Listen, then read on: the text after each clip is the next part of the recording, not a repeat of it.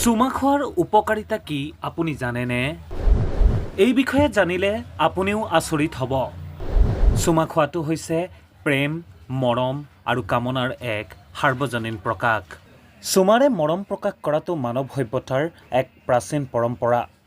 জানি আচৰিত হ'ব যে চুমা খোৱাৰ লগত ৰোমাঞ্চ, আৱেগ আৰু আন্তৰিক সম্পৰ্ক জড়িত হৈ থকাৰ উপৰিও চুমাই স্বাস্থ্যৰো উপকাৰ সাধন কৰে। চুমাই মানসিক আনন্দ প্ৰদান কৰাৰ উপৰিও আপোনাৰ শাৰীৰিক আৰু মানসিক স্বাস্থ্যত ইতিবাচক প্ৰভাৱ পেলাব পাৰে। আহকচোন জানো চুমাই আমাৰ শৰীৰৰ ওপৰত কি কি ইতিবাচক প্ৰভাৱ পেলাব পাৰে। বিশেষজ্ঞসকলৰ মতে চুমা খালে ৰোগ প্ৰতিৰোধ ক্ষমতা বৃদ্ধি পায়। চুমা খালে মুখৰ জৰিয়তে যি লেলাৱতীৰ বিনিময় হয়, সেই লেলাৱতীত থকা এণ্টিবডিয়ে শৰীৰৰ ৰোগকাৰক জীৱাণুৰ বিৰুদ্ধে প্ৰতিৰোধ ক্ষমতা গঢ়ি তোলাত সহায় কৰে। লেলাৱতীত থকা বিভিন্ন বেক্টেৰিয়াৰ সংস্পৰ্শই আপোনাৰ ৰোগ প্ৰতিৰোধ ক্ষমতা শক্তিশালী কৰিব পাৰে, যাৰ ফলত চৰ্দি আৰু ফ্লুৰ দৰে সাধাৰণ ৰোগৰ সম্ভাৱনা হ্ৰাস পাব পাৰে। আপুনি বিশ্বাস কৰক বা নকৰক, চুমা খোৱাটো এক প্ৰকাৰৰ ব্যায়াম। যদিও ই আপোনাৰ নিয়মীয়া ব্যায়ামৰ ঠাই ল'ব নোৱাৰে, তথাপিও আৱেগ জৰ্জৰিত চুমা এটাই প্ৰতি মিনিটত প্ৰায় 2ৰ পৰা 3 কেলৰি ক্ষয় কৰিব পাৰে। ইয়াৰ উপৰিও চুমা খোৱাৰ সময়ত হৃদস্পন্দন আৰু তেজৰ সঞ্চালন বৃদ্ধিয়ে বিপাকীয় ক্ৰিয়াৰ উন্নত কৰাত অৰিহণা যোগায়। গতিকে এইবাৰৰ পৰা চুমা খাওঁতে আপুনি মনত ৰাখিব, চুমা খোৱাৰ লগতে আপুনিও আপোনাৰ শৰীৰৰ অতিৰিক্ত কেলৰি হ্ৰাস কৰি আছে।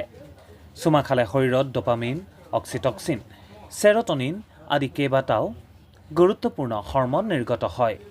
এই হৰম'নবোৰৰ লগত আনন্দ, বন্ধন, সুখৰ সম্পৰ্ক আছে। যেতিয়া আপুনি চুমা খায়, তেতিয়া এই ৰাসায়নিক হৰম'নসমূহৰ নিঃসৰণে আপোনাৰ মানসিক চাপৰ মাত্ৰা হ্ৰাস কৰে।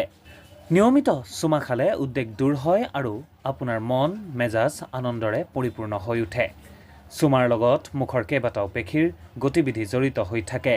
চুমাই মুখ মণ্ডলৰ মাংসপেশী শক্তিশালী কৰাত সহায় কৰিব পাৰে। নিয়মিতভাৱে চুমা খালে এই পেশীবোৰৰ ব্যায়াম হয়, ফলত মুখত বলিৰেখা হ্ৰাস পায় আৰু ছালৰ উজ্জ্বলতা বৃদ্ধি পায়। অধ্যয়নত দেখা গৈছে যে চুমা খালে ৰক্তচাপৰ ক্ষেত্ৰত ইতিবাচক প্ৰভাৱ পৰিব পাৰে। চুমা খোৱাৰ সময়ত নিৰ্গত হোৱা অক্সিটচিন নামৰ হৰম'নে ৰক্তবাহী নলী প্ৰসাৰিত কৰে, যাৰ ফলত ৰক্তচাপ হ্ৰাস পায়।